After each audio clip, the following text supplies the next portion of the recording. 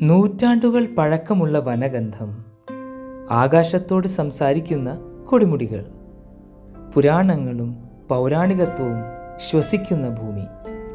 Netravati peak.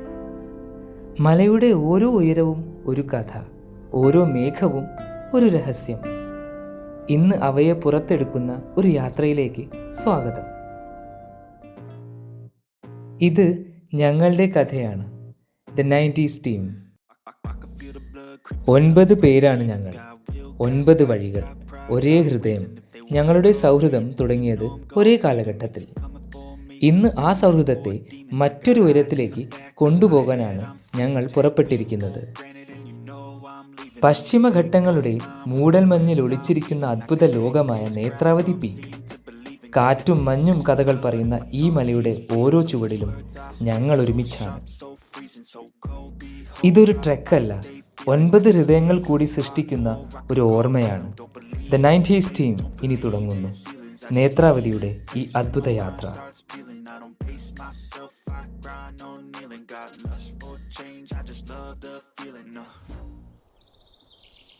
ഇലകൾ വീഴുന്ന ശബ്ദവും ജലത്തിൻ്റെ മൃദുസ്വരവും കാറ്റിൻ്റെ താളവുമായി ചേർന്നപ്പോൾ പ്രകൃതി തന്നെ നമ്മോട് സംസാരിക്കുന്ന പോലെ ഒരു ഭാവം. കാടിൻ്റെ നടുവിലൂടെ ഒഴുകുന്ന ഈ ചെറുനദി വനത്തിൻ്റെ ശ്വാസം പോലെയാണ്. ഇനി ഞാൻ നിങ്ങൾക്ക് നേത്രാവതി ട്രെക്കിങ്ങിൻ്റെ ഫുൾ ഡീറ്റെയിൽസ് എൻ്റെ യാത്രയിലൂടെ പറഞ്ഞു തരാം, സ്റ്റാർട്ടിങ് മുതൽ. എൻ്റെ യാത്ര തുടങ്ങുന്നത് കൊല്ലം റെയിൽവേ സ്റ്റേഷനിൽ നിന്നാണ്. ട്രിവാൻഡ്രം സെൻട്രലിൽ നിന്ന് നിസാമുദ്ദീൻ വരെ പോകുന്ന ട്രെയിനിലാണ് ഞാൻ കയറിയത്. ട്രെയിൻ മാർഗം പോകുന്ന സമയത്ത് നമ്മളുടെ ഫസ്റ്റ് ഡെസ്റ്റിനേഷൻ വരേണ്ടത് മംഗലാപുരം സെൻട്രൽ റെയിൽവേ സ്റ്റേഷൻ അല്ലെങ്കിൽ മംഗലാപുരം ജംഗ്ഷൻ റെയിൽവേ സ്റ്റേഷനാണ്. കൊല്ലത്ത് നിന്ന് കയറി ഏകദേശം 10 മണിക്കൂർ കഴിഞ്ഞ് പുലർച്ചെ 1:50 ഞാൻ മംഗലാപുരം ജംഗ്ഷൻ റെയിൽവേ സ്റ്റേഷനിലെത്തുന്നത്. റെയിൽവേ സ്റ്റേഷനിൽ തന്നെ റൂം എടുത്ത് കുറച്ച് നേരം ഞാൻ ഉറങ്ങി. കാരണം എൻ്റെ ബസ്, അതായത് നേത്രാവതി പീക്കിൻ്റെ സ്റ്റാർട്ടിംഗ് പോയിൻ്റായ സംസെ വില്ലേജിലോട്ടുള്ള ബസ് എനിക്ക് രാവിലെ 6 മണിക്കാണ്. സംസെ വില്ലേജിലോട്ട് പ്രൈവറ്റ് ബസ്സുകളാണ് കൂടുതലുള്ളതെന്ന് എൻ്റെ ഫ്രണ്ട് പറഞ്ഞായിരുന്നു. മാംഗ്ലൂർ ജംഗ്ഷൻ റെയിൽവേ സ്റ്റേഷനിൽ നിന്ന് 7 കിലോമീറ്റർ ആയിരുന്നു state bank private bus stand. അങ്ങനെ റെയിൽവേ സ്റ്റേഷനിൽ നിന്ന് ഓട്ടോ കിട്ടി 150 രൂപ കൊടുത്ത് ഞാൻ ബസ് സ്റ്റാൻഡിലെത്തി. ഞാൻ ലേറ്റ് ആയതുകൊണ്ട് തന്നെ ഫസ്റ്റ് ബസ്സും സെക്കൻഡ് ബസ്സും മിസ്സായി. 3ാമത്തെ ബസ്സായ വിശാലിലാണ് ഞാൻ പിന്നെ കയറിയത്. അങ്ങനെ ഞാൻ ബസ് കയറി ലെഫ്റ്റ് സൈഡിലെ ഫസ്റ്റ് സീറ്റ് തന്നെ പിടിച്ചു. കാരണം എനിക്ക് കുറച്ച് വീഡിയോസ് എടുക്കാനുണ്ടായതുകൊണ്ട് തന്നെ. പിന്നെയാണ് ഞാൻ ഗൂഗിൾ മാപ്പിൽ നോക്കുന്നത് എത്ര ദൂരം ഉണ്ടെന്ന്. ഏകദേശം 110 കിലോമീറ്റർ 3 മണിക്കൂറാണ് കാണിച്ചത്. അങ്ങനെ കണ്ടക്ടർ വന്ന് ടിക്കറ്റ് എടുത്തു. ഞാൻ 186 രൂപ 186 റുപ്പീസാണ് എനിക്ക് സംസെ വില്ലേജ് വരെ ആയത്. യാത്ര തുടങ്ങി ഏകദേശം 2 മണിക്കൂർ കഴിഞ്ഞപ്പം ഈ ഹൈവേസൊക്കെ മാറി നല്ല ഭംഗിയുള്ള ഫോറസ്റ്റ് റൂട്ട് വന്നു. ഫോറസ്റ്റ് റൂട്ട് ആയതുകൊണ്ട് തന്നെ തീരെ റേഞ്ചില്ലായിരുന്നു. പിന്നെയാണ് കണ്ടക്ടർ വന്ന് പറഞ്ഞത് ഇത് കുതിരമുക്ക് നാഷണൽ പാർക്കിൻ്റെ ഒരു ഭാഗമാണെന്ന്. അതായത് ഇപ്പം നമ്മൾ ശരിക്ക് അടുത്തെത്താനായി. കാട്ടിലൂടെ ഏകദേശം ഒരു 1.5-2 മണിക്കൂർ യാത്ര ഉണ്ടായിരുന്നു. നല്ല അടിപൊളി തണുത്ത സൂപ്പർ യാത്ര. അങ്ങനെ രാവിലെ 7:30 തുടങ്ങിയ എൻ്റെ ബസ് യാത്ര അവസാനിക്കുന്നത് ഏകദേശം 11:45. ഞാൻ ഇറങ്ങിയത് എൻ്റെ ഫ്രണ്ട്സ് അയച്ചു തന്ന ലൊക്കേഷനിലാണ്. അപ്പോൾ ഇതായിരുന്നു ഞങ്ങളുടെ ചെറിയ ഹോം സ്റ്റേൻ്റെ ഡീറ്റെയിൽസൊക്കെ ഞാൻ ഡിസ്ക്രിപ്ഷനിൽ കൊടുക്കാം. പിന്നെ കുറച്ച് കഴിഞ്ഞിട്ട് ഈ വീഡിയോ തന്നെ ഞാൻ പറയാം. അങ്ങനെ ഞാനിവിടെ എത്തി.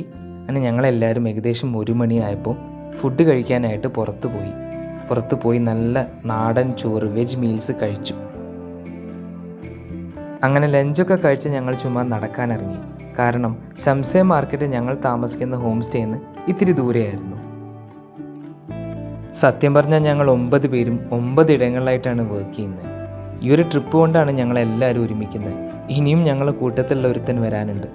അവനാണെങ്കിൽ ബാംഗ്ലൂരിൽ നിന്ന് ബൈക്ക് വഴി വന്നുകൊണ്ടിരിക്കുകയായിരുന്നു. അങ്ങനെ ഞങ്ങൾ എത്തിയ ദിവസം ഈ സംസെ വില്ലേജിൽ സൊറ പറഞ്ഞ് ഞങ്ങളുടെ പഴയ ഓർമ്മകളൊക്കെ സംസാരിച്ച് ആ ദിവസം അങ്ങനെ പോയി. ഇനിയുള്ളത് നാളെ ഞങ്ങളുടെ ട്രെക്കിംഗ് ഡേ ആണ്.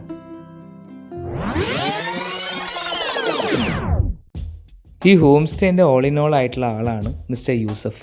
അയാളുടെ നമ്പർ ഞാൻ ഈ ഡിസ്ക്രിപ്ഷനിൽ കൊടുക്കാം.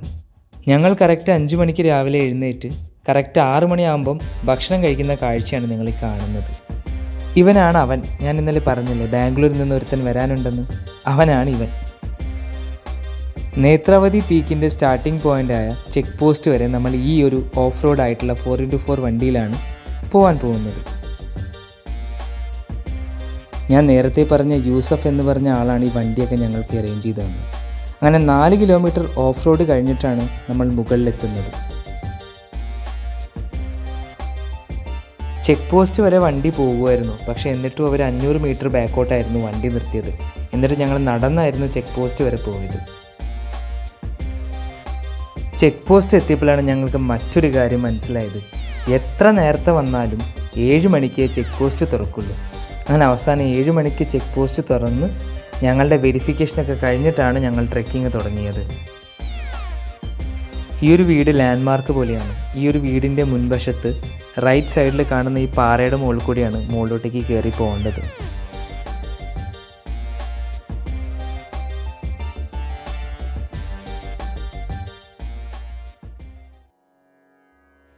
ഈ ഒരു സ്ഥലത്തിൻ്റെ മറ്റൊരു പ്രത്യേകത എന്താണെന്ന് പറയട്ടെ.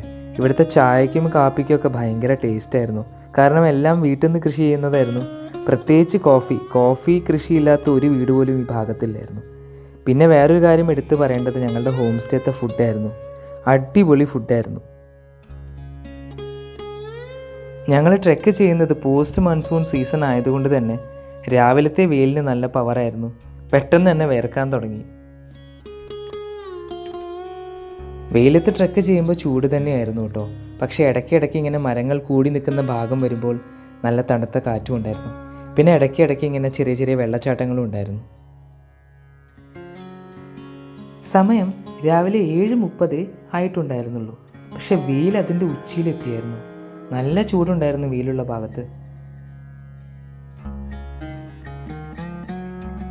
പിന്നെ ഞാൻ നേരത്തെ പറഞ്ഞതുപോലെ ആകെയുള്ള ആശ്വാസം എന്ന് പറഞ്ഞാൽ ഇടയ്ക്കിടയ്ക്ക് വരുന്ന കാടും അരുവിയും ഒക്കെയാണ്. ഇനി ഞാൻ നിങ്ങൾക്ക് നേത്രാവതി പീക്ക് ട്രെക്കിങ്ങിനെ കുറിച്ച് വളരെ ഇമ്പോർട്ടൻ്റ് ആയിട്ടുള്ള ഡീറ്റെയിൽസ് പറഞ്ഞുതരാം. നിങ്ങൾ ഈ ട്രിപ്പ് പ്ലാൻ ചെയ്യുന്നതിന് മുന്നേ ആദ്യം ചെയ്യേണ്ട ജോലി, ആദ്യം നിങ്ങൾക്ക് പോകേണ്ട ഡേറ്റിന് സ്ലോട്ട് ഉണ്ടോ എന്ന് നോക്കണം. കാരണം നേത്രാവതി പീക്ക് ട്രെക്കിങ്ങിന് ഒരു ദിവസം 300 പേരെ മാത്രമേ ഇവർ അലൗ ചെയ്യത്തുള്ളൂ. അപ്പോൾ നിങ്ങൾ ഓൺലൈനായിട്ട് ഒരു സൈറ്റിൽ പോയിട്ട് വേണം സ്ലോട്ട് ബുക്ക് ചെയ്യാൻ. ആ സ്ലോട്ടും ഡീറ്റെയിൽസും ഒക്കെ ഞാൻ ഡിസ്ക്രിപ്ഷനിൽ കൊടുക്കാം. ഒരാൾക്കുള്ള ബുക്കിംഗ് സ്ലോട്ടിൻ്റെ ചാർജ് വരുന്നത് 500 രൂപയാണ്, 500 റുപ്പീസ്.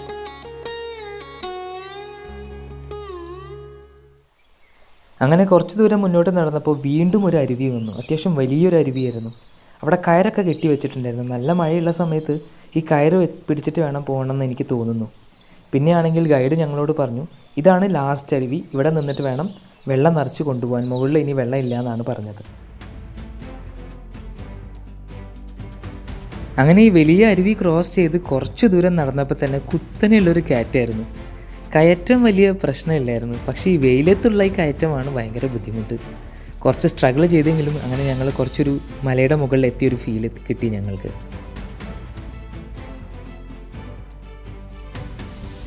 ഒരു ഭാഗത്ത് നമുക്ക് കുത്തനെയുള്ള കയറ്റമായിരുന്നു ഒരു സൈഡ്. പിന്നെ നമ്മൾ തിരിഞ്ഞ് ബാക്കോട്ട് നോക്കുമ്പോൾ നമുക്ക് ചുറ്റും നല്ല ഗ്രീൻ മെഡോ ആയിരുന്നു, പച്ച പുൽമേട്, നല്ല ഭംഗിയായിരുന്നു കാണാൻ. നേത്രാവതി പീക്കിന് ഈ പേര് ലഭിച്ചത് എങ്ങനെയാണെന്നറിയാം? ഇതിൻ്റെ കൂടെ താഴോട്ട് ഒഴുകുന്ന ഒരു നദിയുണ്ട്, അതിൻ്റെ പേര് നേത്രാവതി എന്നാണ്. അതിൻ്റെ കാരണം കൊണ്ടാണ് ഇതിന് പേരിങ്ങനെ വന്നത്. ചില പഴയ ഗ്രാമീണ വിശ്വാസങ്ങൾ പ്രകാരം കുന്നിൻ മുകളിൽ ഒരിക്കൽ ഒരു സന്യാസി തപസ് ചെയ്യുകയായിരുന്നുവെന്നും ദേവിയും ദേവന്മാരും ഇവിടെ പ്രത്യക്ഷപ്പെട്ടുവെന്നും പറയുന്നു. ദേവിയുടെ നേത്രം, അതായത് കണ്ണ്, ഭൂമിയിലേക്ക് പതിച്ചുവെന്നും അത് വിശ്വസിച്ചതിനാൽ നദിക്ക് നേത്രാവതി എന്ന പേരും വന്നു.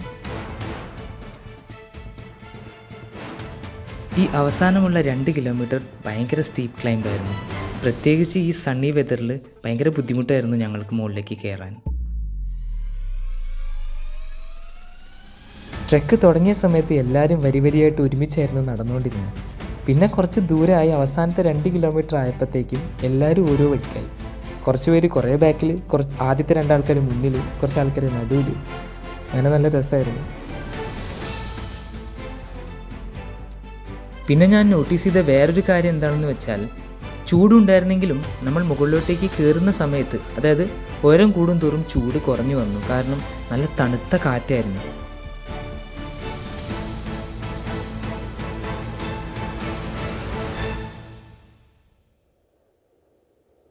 എന്നോട് ആരെങ്കിലും വ്യൂ ഉണ്ടായിരുന്നോ എന്ന് ചോദിച്ചു കഴിഞ്ഞാൽ ഞാൻ വ്യൂ ഉണ്ടായിരുന്നു എന്ന് തന്നെ പറയുള്ളൂ. കാരണം എനിക്കിഷ്ടപ്പെട്ട വ്യൂ ഉണ്ടായിരുന്നു. നല്ല പച്ച പട്ട് വിരിച്ച മലനിരകളും നല്ല തണുപ്പുമായിരുന്നു ഞങ്ങൾ ഏറ്റവും ടോപ്പിലെത്തിയ സമയത്ത്.